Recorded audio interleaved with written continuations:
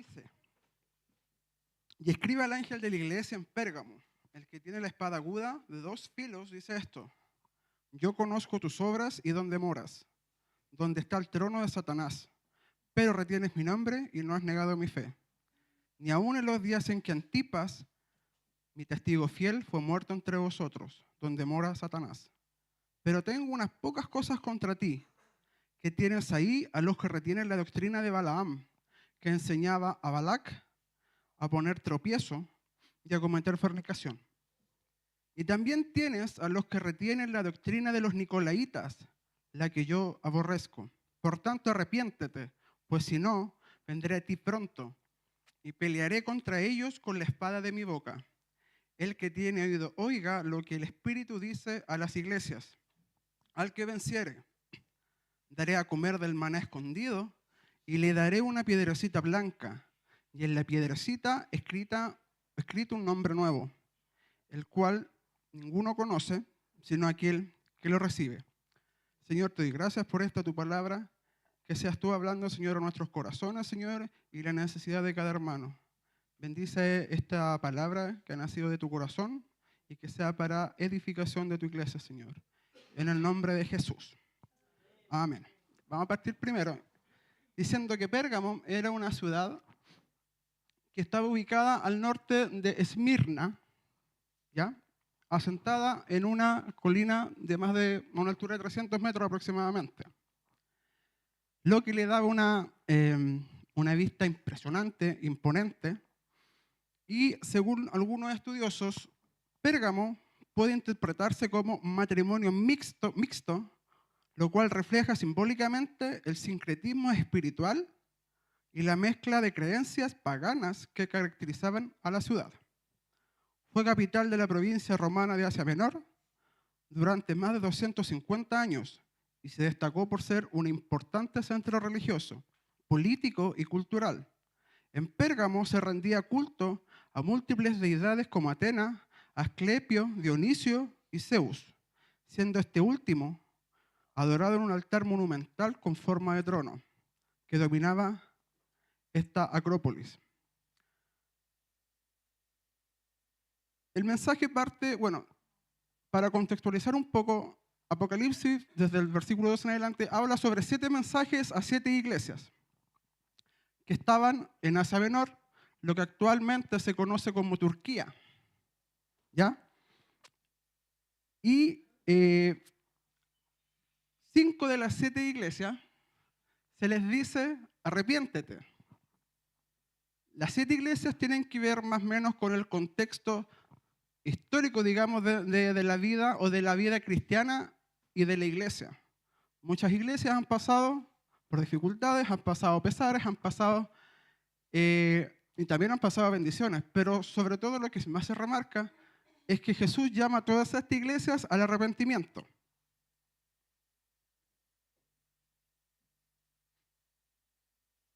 Esta ciudad, esta iglesia, estaba inserta en una sociedad idólatra, pagana, que cometía, fornicaciones dentro de todo y eran muy cercanos a lo que se tenía que ver con la idolatría. Ellos se sentaban a comer cosas sacrificadas a los ídolos. Por lo tanto, Jesús en algún minuto les dice, arrepiéntate, porque si no, vendré por ti pronto. Versículo 12 habla de una espada de 2 filos. Vamos a empezar a contextualizar y describir un poquito los versículos. Dice que es la espada de 2 filos. Es un símbolo de discernimiento y de juicio divino. La imagen de una espada ancha de 2 filos representa algo más que una simple arma. En la Escritura, este símbolo es usado para describir el poder penetrante y el juicio justo de Dios. Efesios 6:17. Y tomad el yelmo de la salvación y la espada del Espíritu, que es la palabra de Dios. Hebreos 4:12. Porque la palabra de Dios es viva y eficaz, más cortante que toda espada de 2 filos, y penetra hasta partir el alma y el espíritu, las coyunturas y los tuétanos. Discierne los pensamientos y las intenciones del corazón. Esta es una descripción que resalta quirúrgicamente cómo Dios escudriña el alma, porque nada se escapa de su mirada, cómo Dios divide, cómo Dios penetra. La palabra de Dios no solamente alimenta al justo y lo consuela, sino que al impío lo juzga y ejecuta.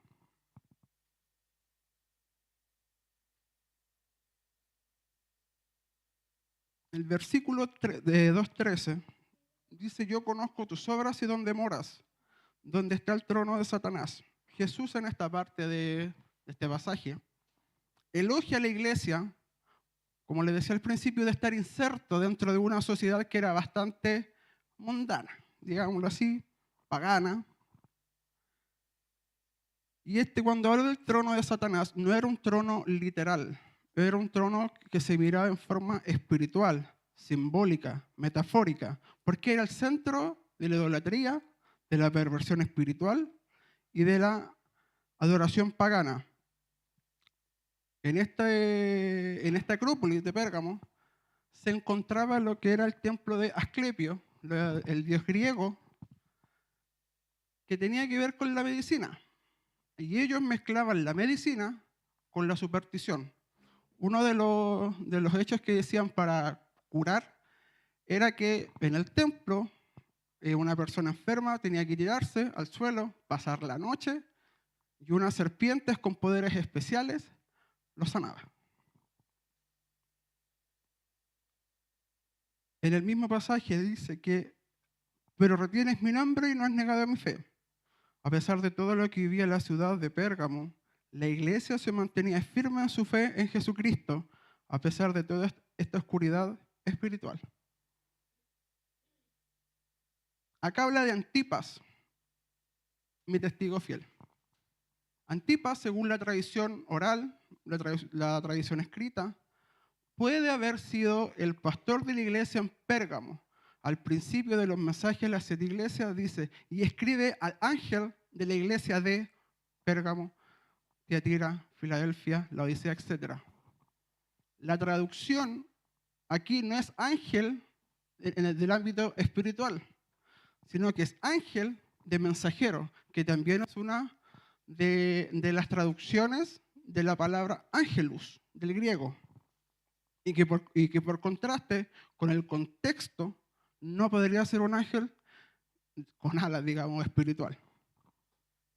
Entonces Tipa fue el pastor de la iglesia de Pérgamo, pero fue un hombre que fue perseguido, porque no negaba su fe a pesar de la persecución que en ese tiempo existía por el emperador Dionisio en cuanto a los cristianos. Antipas muere dentro de un becerro de bronce en el cual es sometido, inserto dentro de este animal, y a la altura del vientre se prendió fuego. Antipas muere porque el metal se pone de color se pone rojo vivo. Por lo tanto, Jesús muere quemado dentro del animal.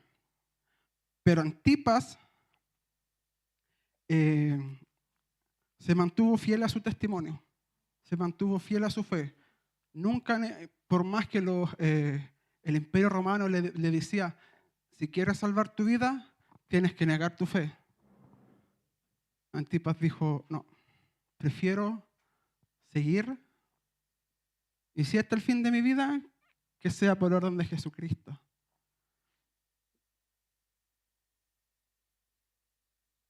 En este contexto donde aparece la palabra mártir, esta es una transliteración del griego que originalmente significaba, o que significa, testigo.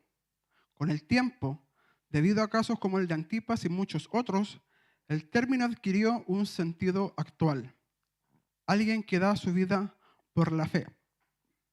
Antipas no solamente fue un testigo, sino que fue fiel hasta su muerte.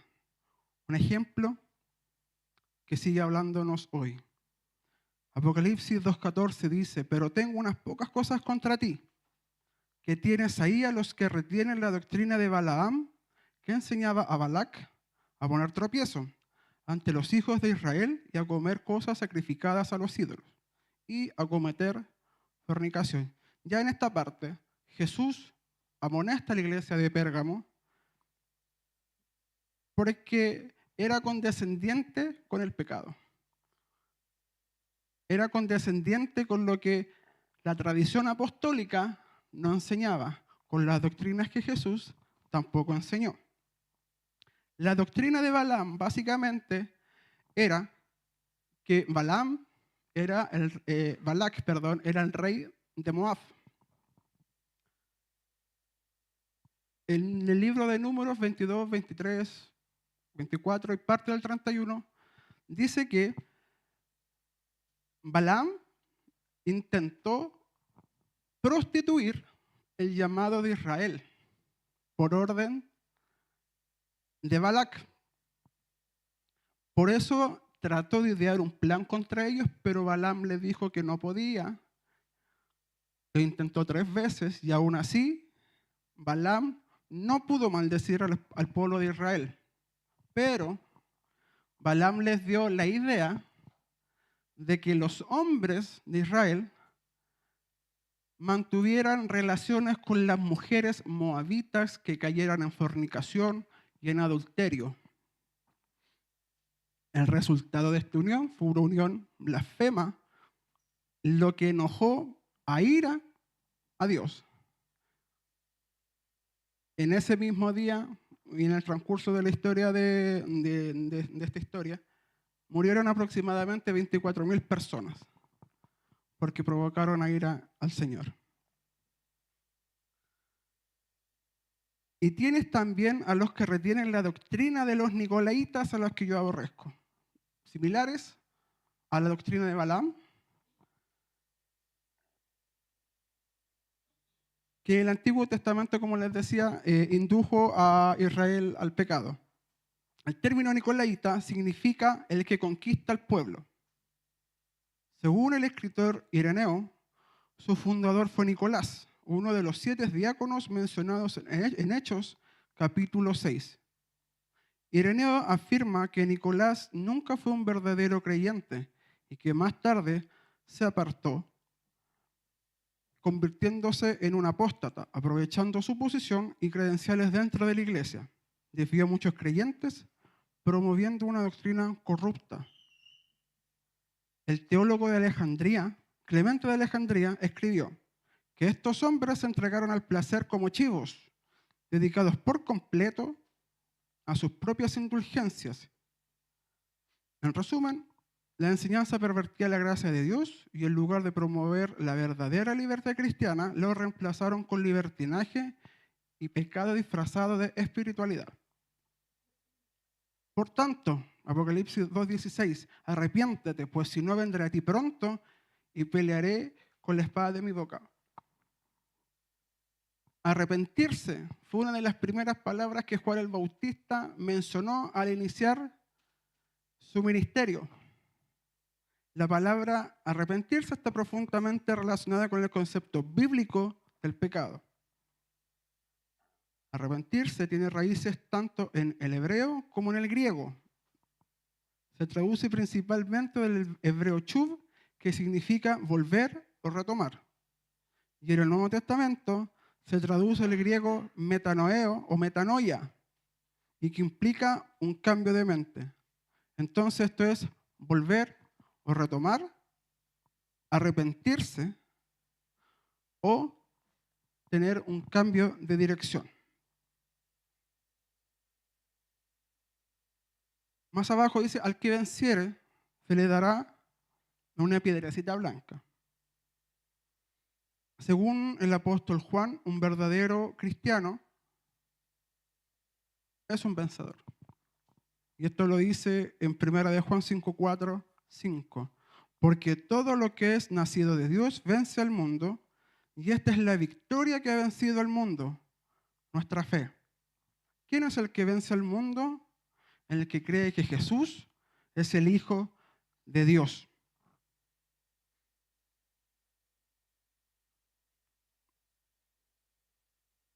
La palabra griega que aquí se usa es nikao, que significa subyugar, conquistar o dominar con poder o con violencia. Esto nos muestra que vencer al mundo no es un acto casual, sino que es un acto firme en una lucha activa y continua contra el sistema de valores opuestos a los valores de Dios.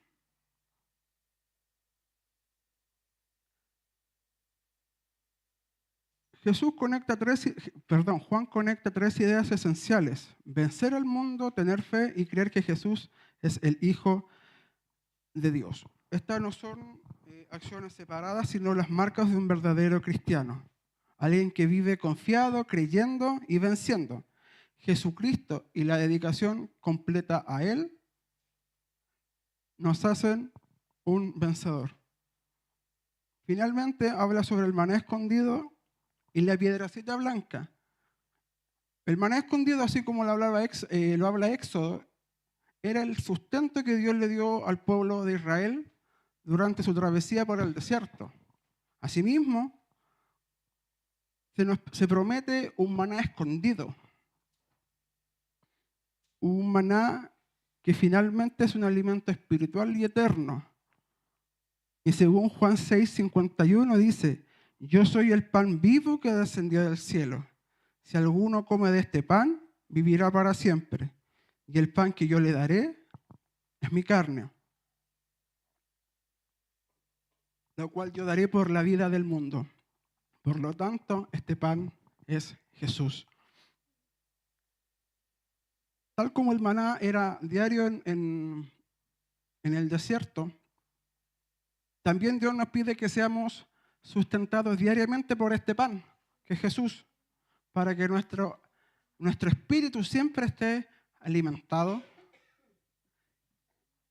siempre estemos inmersos en lo que el Señor nos habla de manera diaria, de que aprendamos a ser dependientes, no por nuestra fuerza, sino que seamos dependientes por lo que el Señor nos da día a día. Y la piedrecita blanca. Antiguamente en los Juegos, ya vemos los Juegos Olímpicos, cuando el atleta ganaba una competencia, aparte del premio final, se le entregaba una piedra blanca. Esta piedra le daba el pase a la celebración final, que solamente tenían acceso los que ganaban esta piedra. Y este es un detalle histórico para entender la promesa que Cristo hace al creyente en Apocalipsis 2:17. Y le daré una piedrecita blanca y en la piedrecita escrito un nombre nuevo. Entonces, esta no era una piedra o un reconocimiento cualquiera, era un reconocimiento íntimo. No era algo público, no era algo que el segundo, tercero, el cuarto lugar iba a recibir, sino que lo iba a recibir alguien que verdaderamente lo haya ganado, que verdaderamente haya luchado, haya dejado a todo el mundo atrás y se le reconocía con esta piedrecita. Entonces, podemos ver que la vida de la iglesia en Pérgamo era bastante difícil, como he repetido 1, 2, 3 veces. ¿Dónde estaban insertos ellos? ¿Dónde tenían que llevar sus reuniones semanales, de entre semanas? Pero vivían acosados por el Imperio Romano. El Imperio Romano que buscaba perseguirlos, buscaba matarlos, y que esta persecución duró hasta aproximadamente el siglo III, cuando Constantino unió el cristianismo con el Imperio Romano. Y hoy en día podemos ver que afuera hay una idolatría inmensa. La idolatría básicamente es cuando nosotros ponemos otras cosas antes que el Señor. Mi trabajo, mi estudio. No dedico el tiempo para aprender, no dedico el tiempo para estudiar. Y a Dios lo dejo de lado. A Dios no le doy la posición que Él debiese tener, que Él merece. La vida hoy en día vive en un relativismo donde cada verdad es verdadera, digámoslo así. Si usted le pregunta a un filósofo, ¿qué es la verdad? Es que cada verdad es absoluta, pero relativa. Pero Jesús dijo, yo soy el camino, la verdad y la vida. Pregunten cualquier religión en el mundo, hinduista, dicen, busquen la verdad, traten de hallar la verdad. Ni Buda, ni Mahoma, ni Mahatma Gandhi, ninguno dijo, yo soy la verdad, sino que busquen la verdad. Y el único que dijo, yo soy el camino, la verdad y la vida, fue Jesús. Por lo tanto, hoy día vemos que en el mundo se vive una inmoralidad que más encima es confusa y es intensa. Lo blanco dejó de ser blanco, lo negro dejó de ser negro, los niños dejaron de ser niños, sino que son niñas. El hombre dejó de ser hombre porque su masculinidad se vio afectada y quiere ser mujer. Sin embargo, en esta oscuridad creciente hay una esperanza. Romanos 5:20 dice, pero cuando el pecado abundó, sobreabundó la gracia. La palabra abundó del griego significa pleonazo, que significa hacer más o aumentar. Pero la palabra sobreabundó proviene del griego huperperiseuo, que significa sobrepasar en exceso o desbordar más allá de lo imaginable. Por tanto, las misericordias de Dios van más allá de lo imaginable. Aunque usted vea que el mundo se cae a pedazos, la gracia del Señor a nosotros nos sostiene. Siempre. Porque Dios no es hombre para mentir, porque es un Dios fiel. Y en Él encontramos muchas promesas. Sanidad, milagros. Puede ver una Biblia llena de historias, puede ver una Biblia repleta de comentarios, de relatos, donde lo que era imposible para el hombre fue posible para Dios. Pero a pesar de que vivimos en una sociedad negra, oscura, hay un remanente.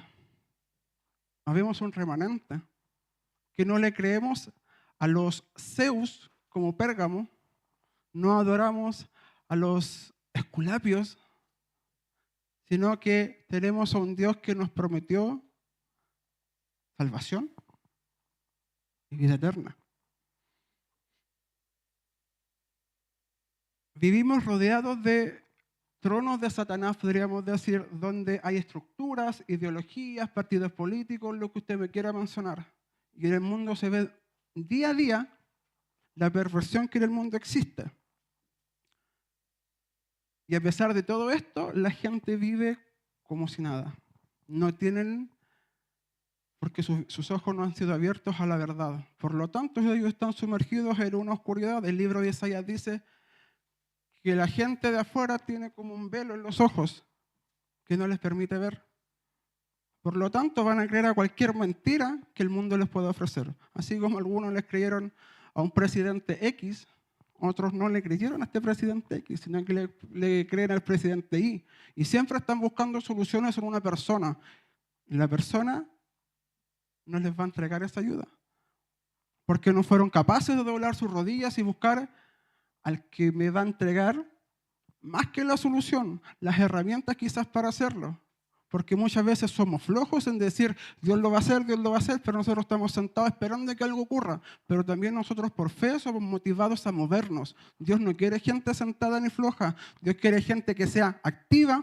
Dios quiere gente que se pare, que se mueva, que hable, que traiga, que mueva. Eso es lo que quiere Dios hoy día. No que seamos alguien que estemos solamente sentados esperando que alguien venga.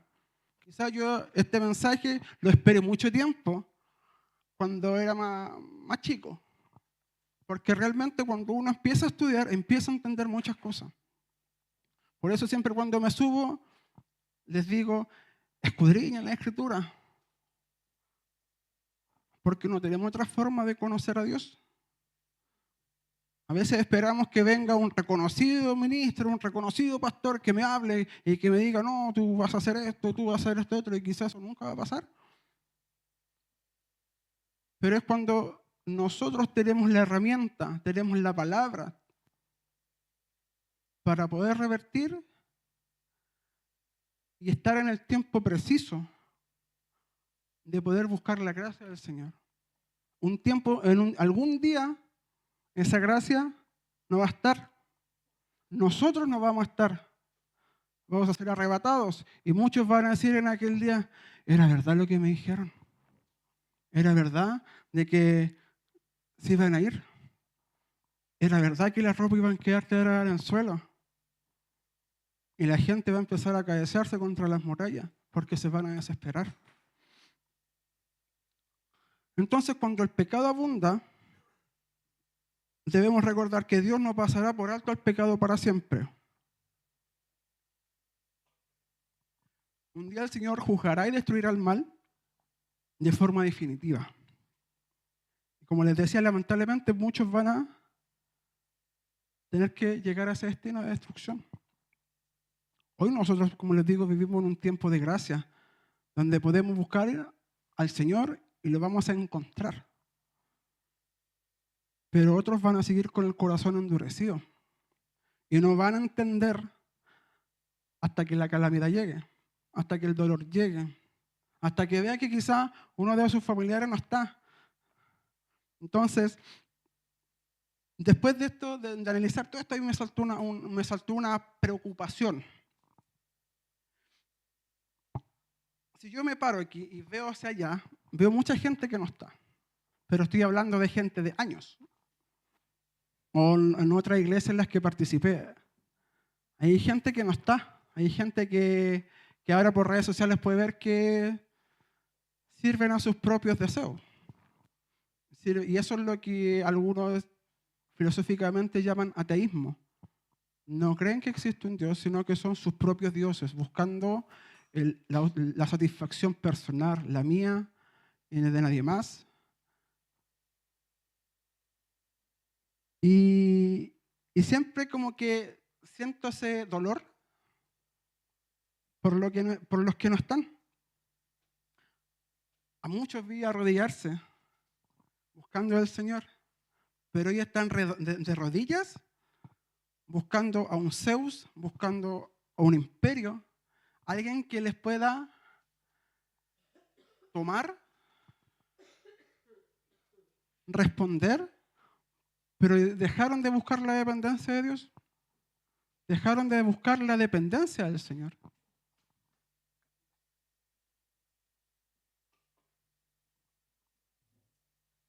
Van tras busca del éxito, del dinero, de los placeres,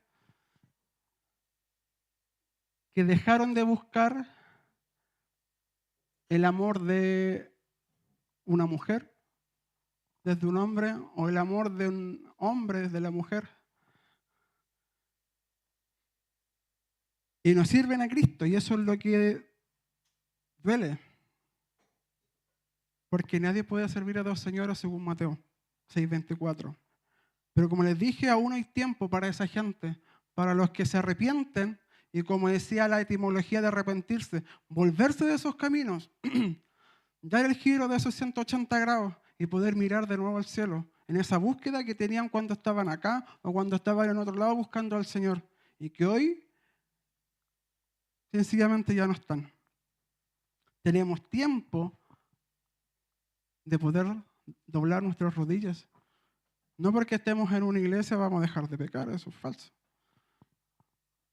Hay iglesias que yo he escuchado que enseñan aberraciones. Hay iglesias que escapan de la sana doctrina. Hay un versículo más adelante que dice que, si lo encuentro, bueno, dice que la gente se amontonará, parafraseando este versículo, a escuchar a este tipo de gente. Porque son palabras que son dulces, son palabras que me gustan, son palabras que no me confrontan, que no me atacan, pero me hacen sentir bien. Hay púlpitos hoy en día en que predicadores no tienen el rol de un predicador, de un maestro, sino que tienen el rol de un motivador. Tú eres un campeón. Saca el campeón que hay en ti. Ahí decía una iglesia años atrás, bien famosa. Y eso básicamente, y no se dan cuenta que la gente solamente trata de buscar el bien corporal y lo sensual.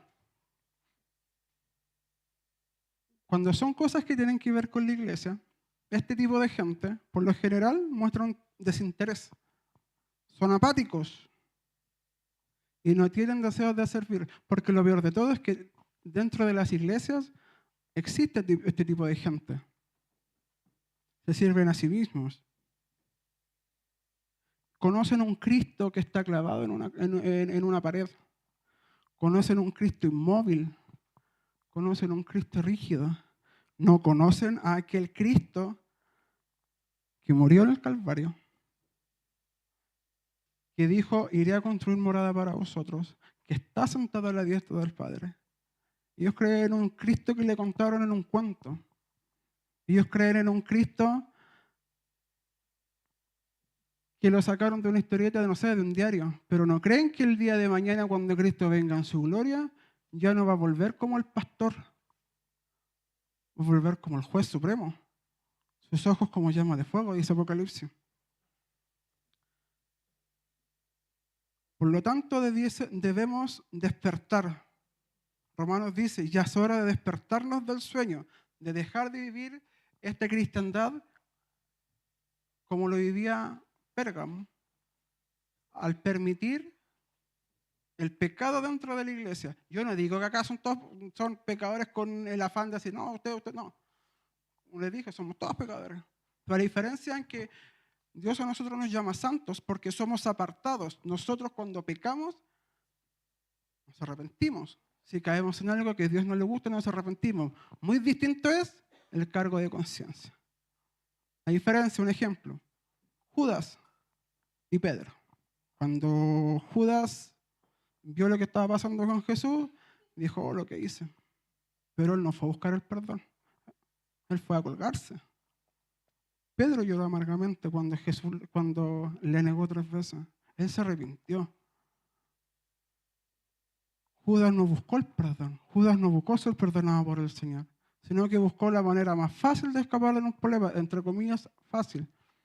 Porque no voy a normalizar lo que hizo, pero sí buscó la manera de sacarse el problema de encima, porque se dio cuenta de que él se había equivocado.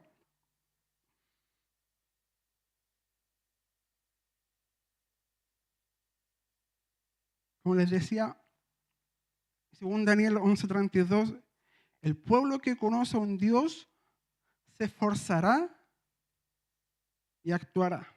Quiere decir que no basta con estar presente y venir a una iglesia el día domingo. No basta quizás con tener dones y no usarlos. Todos aquí tenemos un don, tenemos un talento, algo tenemos que desarrollar, algo podemos desarrollar, algo nos podemos beneficiar el uno del otro. El talento, el don. Pero como les dije, el don no tiene que estar parado, el talento no tiene que estar oculto. Los dones y los talentos se tienen que activar.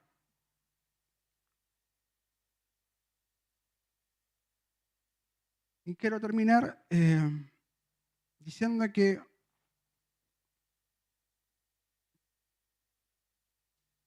hay motivadores, como les decía, que se suben a un púlpito. El primer motivador de la historia fue Satanás. Cuando le dijo a Eva, serán como dioses. En otras palabras, serás todo lo que quieras ser. Eso que le dijo Satanás a la mujer no fue una confrontación como tal, sino que fue una seducción para hacerlo cometer el pecado. No llamó al arrepentimiento, sino que al orgullo. Por lo tanto, quizás, yo no conozco la historia personal de cada uno, pero de repente tenemos pecados que nos hacen dudar, caer, y que de repente nos hacen ser una persona de doble cara. A mí me pasó mucho tiempo, porque desconocía lo que realmente era la Escritura y lo que muchas veces Dios me quiso decir, porque a pesar de que iba quizá a congresos, campamentos, la emoción duraba 3 días. Y después andaba haciendo tonteras. Me acuerdo una vez, años atrás, después de un congreso me ofrecieron un cigarro y ahí fue el pastel a fumarse el cigarro. Entonces, después vino solamente el cargo de conciencia y el tiempo me llevó a seguir haciéndolo. Hasta que reconocí que estaba mal y que reconocí que estaba en pecado. Y fue cuando Dios, al reconocer, Dios me pudo limpiar de mi pecado, dejar los vicios, dejar las malas palabras, dejar no era alcohólico, pero si de repente yo podía tomarme una cerveza o 3 cervezas o 4 cervezas con los compañeros del colegio, sí, fue así. Pero yo creo que si hoy lo hiciera, yo estaría, no sé, en un mar de llanto, de lágrimas, buscando el perdón del Señor. Y esa es la diferencia. Cuando yo peco, busco el perdón. No busco quedarme con lo que hice y que después el día de mañana no me voy a acordar. Yo busco el perdón de no ser como Pérgamo, de ser condescendientes con el pecado, de no tomar las acciones y de solamente justificarme por lo que hice y quizás hasta excusar a los demás porque yo caí en lo que ellos hacían. Eso es vivir una doble vida. Como dice Apocalipsis, el que tiene una doble vida, o más literalmente, si no eres frío ni caliente, te vomitaré de mi boca, y es el Señor. ¿Por qué Pérgamo? No todos honraban al Señor de los labios para afuera. Este pueblo de labios me honra, pero su corazón está lejos de mí.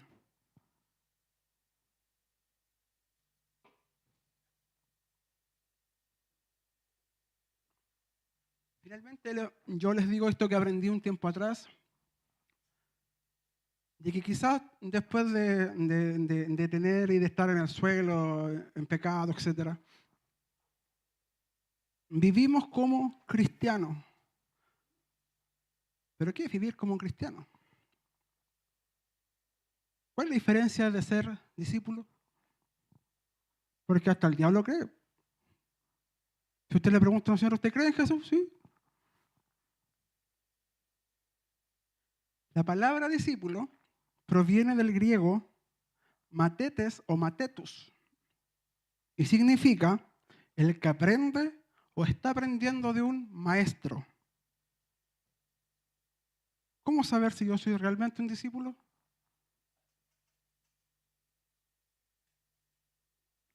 La misma Biblia nos dice, Juan 8:31. Dijo entonces Jesús a los judíos que habían creído en él: si vosotros permanecéis en mi palabra, seréis verdaderamente mis discípulos. Fíjese, la palabra permaneceréis y seréis, 2 palabras que son condicionantes habladas en futuro. Esto es una cosa de voluntad. ¿Usted quiere estar o no quiere estar? Una de dos. Un discípulo permanece en la palabra, no en las costumbres del mundo y no en su antigua manera de vivir. Por eso, el verdadero aprendizaje comienza con la palabra. Juan 5:39. Escudriñad las Escrituras, porque a vosotros os parece que en ellas tenéis la vida eterna, y ellas son las que dan testimonio de mí.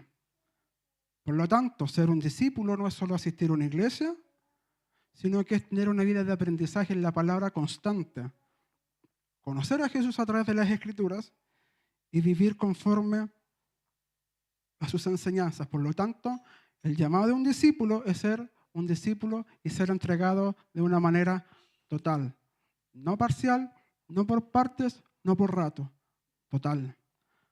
En los tiempos libres podemos aprender, podemos escudriñar, pero de repente preferimos hacer otras cosas. Y lo que demanda hoy, en este tiempo, es seguir aprendiendo, porque se van a seguir levantando aquellos que van a querer engañar a uno de los escogidos, dice Mateo. No es difícil ver en las redes sociales cómo algunos ladrones, disculpen la palabra, se paran en un púlpito a decirte, si quieres un milagro, pacta. Los de $1,000, los de $50. Hay un testimonio de un caballero que decía, hipotequé mi casa para darle a un profeta y estoy tan arrepentido porque ahora estoy en la calle. Jesús nunca pidió eso. Los discípulos nunca pidieron ese tipo de sacrificio. Pero como la gente no lee, la gente es ciega. Como la gente no aprende, la gente absorbe lo que el de afuera o quien venga le diga. Y aún así, nosotros estando firmes en el Señor, muchas veces nos va a tocar estar solos, vamos a enfrentar el rechazo. A mí me ha pasado un montón de veces, me va a enfrentar las burlas, pero quiero ser fiel como Antipas. Quizás no me va a esperar afuera un toro o un becerro de bronce con brazos abajo, no. Pero quizás cuando le dicen a uno, ¿tú soy cristiano? Sí, pero no tanto. No, yo no levanto las manos, yo no, estoy ahí nomás. Eso es infidelidad. Porque soy o no soy. Estoy o no estoy.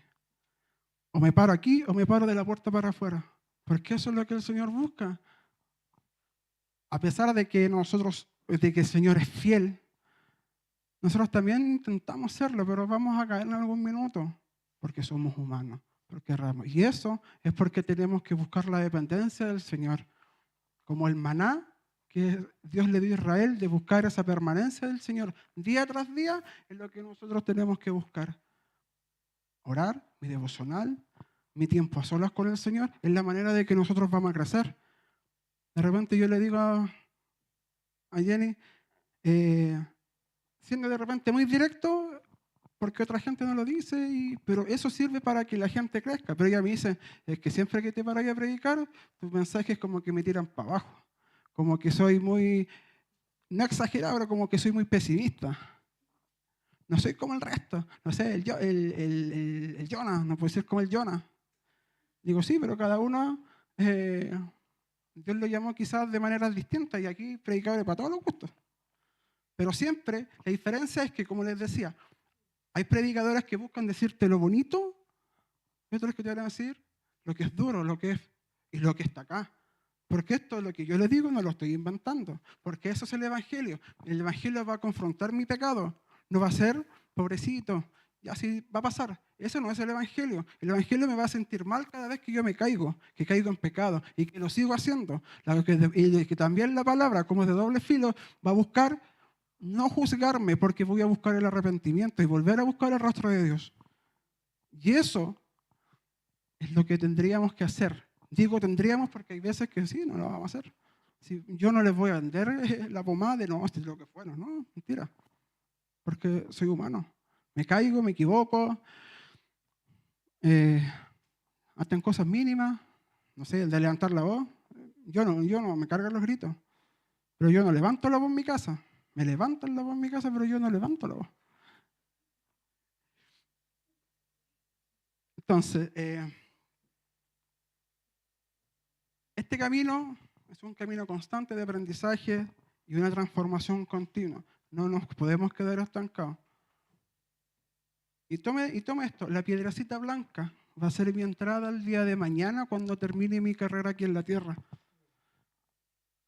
Cuando haya dejado todos en segundo, en tercer y cuarto lugar, los pecados, las cosas que me separaban de Dios, las cosas que no me permitían acercarme a Él. Porque no porque esté arriba, este loco, no. Aquí, ¿cuál de todos es más fallado?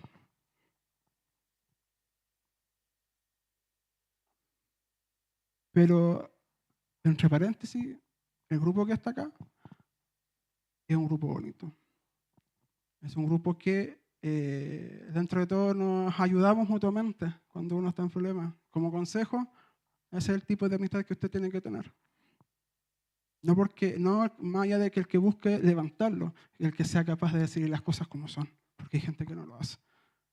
Y aquí, aunque a veces nos agarramos por diferencias, pero Siempre estamos el uno para el otro. Y yo amo a mis hermanos y agradezco a Dios el tiempo que me tocó vivir acá para poder estar con ellos. Y eso siempre yo se lo agradezco al Señor. A pesar de que ellos no lo saben, a pesar que... Pero uno es distinto.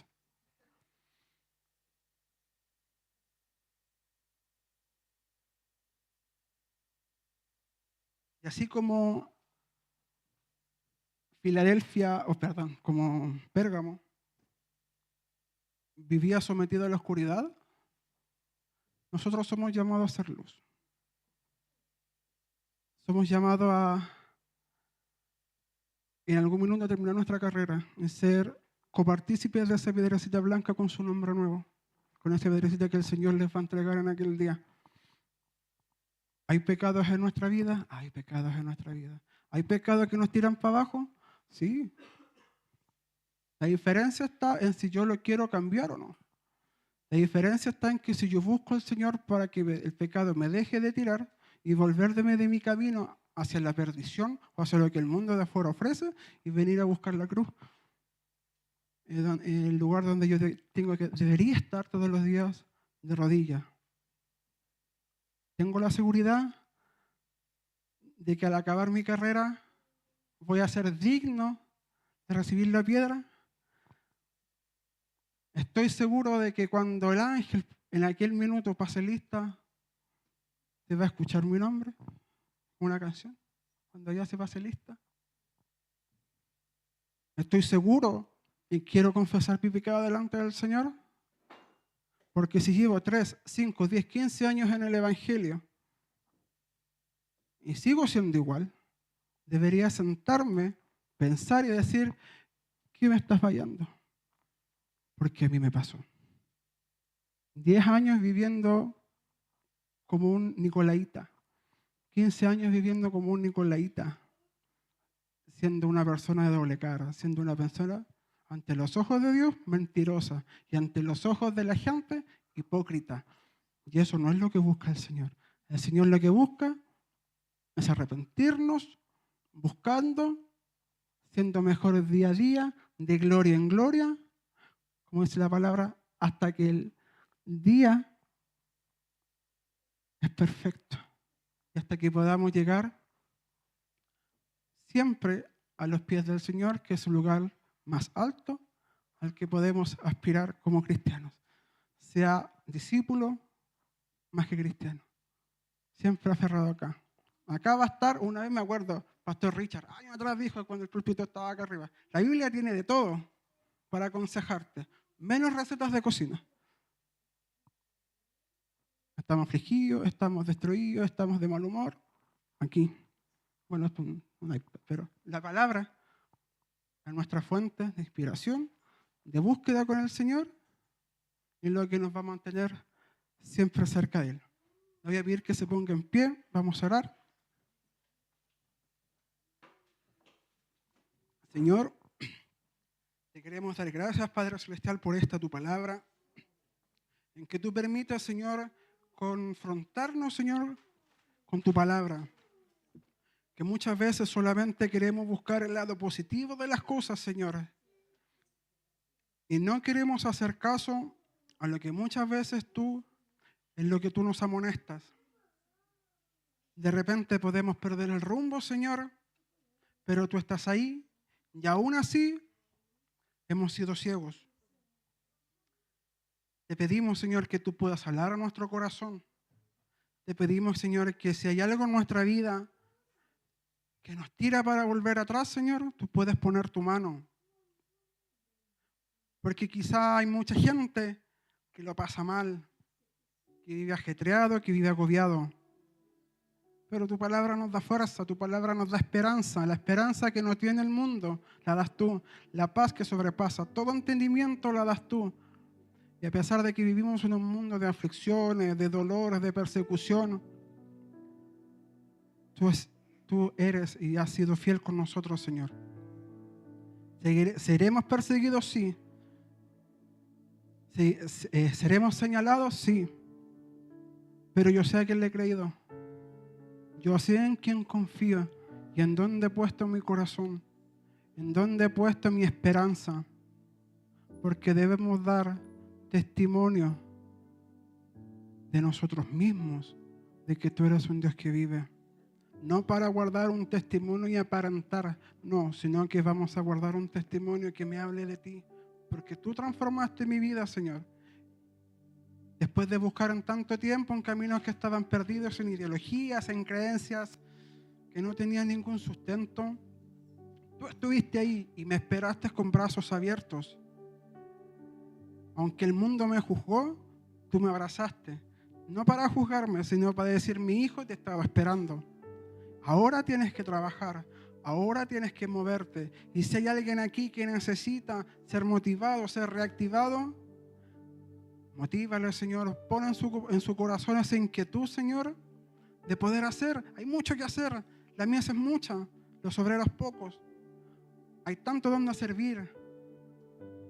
Hay tanto donde hablar. Lugares, Señor, enfermos, privados de libertad. Que esto no sea solamente una palabra, Señor, en que se viene a confrontar a la gente y al oído, sino que sea una palabra en que nos puedas alentar, Señor, a seguir adelante, porque nuestras fuerzas se acaban, porque nuestras fuerzas decaen, pero tú darás las fuerzas del búfalo. Seremos ungidos con aceite fresco, con ese aceite del cielo, y que nuestra dependencia día a día sea de ti, Señor, como el maná que le diste al pueblo de Israel en el desierto. Abrázanos, Señor, durante este tiempo. Si nos caemos, levántanos, Señor, pero nunca que perdamos el foco que está en ti. Nunca perdamos la visión de tu cruz. Y que tu amor y gracia nos sigan acompañando, Señor, hasta el tiempo en que tú estimes conveniente. Si antes tú no vienes, Señor, que sea en el momento de nuestra partida y que nuestro corazón esté tranquilo, porque iré a decir presente al Padre eterno, a su trono de la gracia. Bendícenos, Señor, con ese amor eterno y redargúyenos, Señor. Te damos gracias, Padre eterno, en el nombre de Jesús.